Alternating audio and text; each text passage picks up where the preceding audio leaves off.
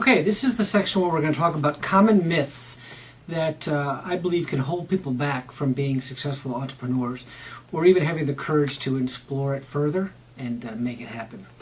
I guess one of the first ones you hear is that you have to have training or college education, specifically in small business or in entrepreneurship, or God forbid you need an MBA. Not true. Many successful large companies have been started by people without college degrees. The notable ones, Microsoft and Dell Computer and plenty of others. The Virgin network of companies in Great Britain are good examples. But the vast majority of small businesses are not run by people who have studied small business per se, but are run by people who had a passion or a specific knowledge in a space, be they engineers or accountants or bakers or auto mechanics, pharmacists, really all kinds of things. So you don't need a degree in business to be a successful entrepreneur. In fact, one might argue that the best example or the best experience is getting your hands dirty and learning as much as you can, and probably even trying it somewhere else, working for someone in that space for a while. Another common myth I hear is, well, you have to know somebody. Well, that's crazy. You don't have to know anybody. The only people you have to know, really, are who your customers are going to be and how to communicate with them. You can't rely on your friends or your family. Like, that will be a sustainable business. A good example, way, way, way back in the Middle Ages when I was a kid, I worked at a drugstore, and Mr. Bruni was the pharmacist who owned the drugstore. This was way back before CVS and Walgreens and Rite Aid took over all the little neighborhood pharmacists. And I was talking about business with him when I was in high school, and he said, don't rely on your friends and family.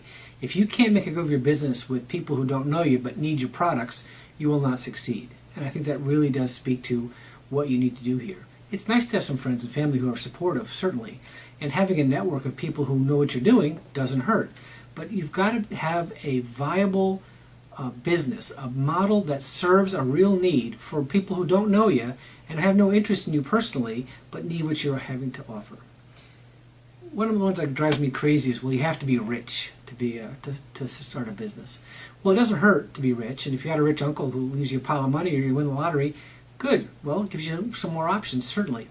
But the reality is, most businesses are not funded by venture capital or angels, which are individual private investors.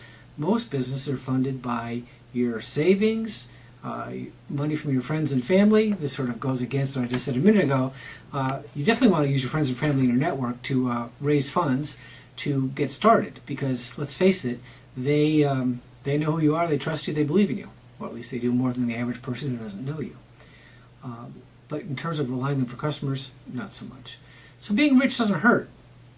Like most things, it doesn't hurt to have a few extra dollars, but it's not required.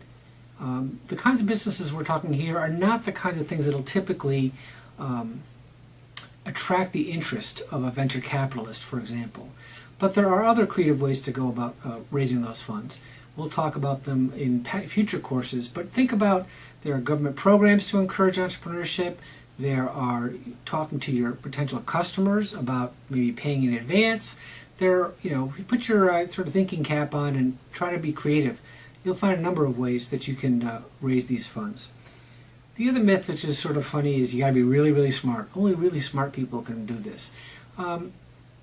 Also, like money, doesn't hurt to be smart, but I've seen plenty of smart people who can't get it done, and plenty of people who you wouldn't consider smart in that way that can get it done, because it's not about smarts.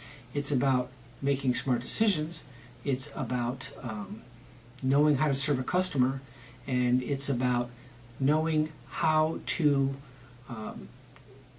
meet a need, charge the right amount of money, be fearless about your products, be fearless in collections, because it doesn't count if you can't collect it.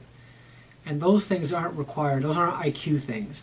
Those are street smart things. So you really don't need to be an egghead to be an entrepreneur. I mean, the myth, you read the paper, these crazy egghead 22-year-old kids who create billion-dollar companies, far more the exception than the rule. Just makes for sexier media. And finally, the one of the ones I don't like at all, it says you have to be willing to exploit your customers and your employees, you're going to be a jerk.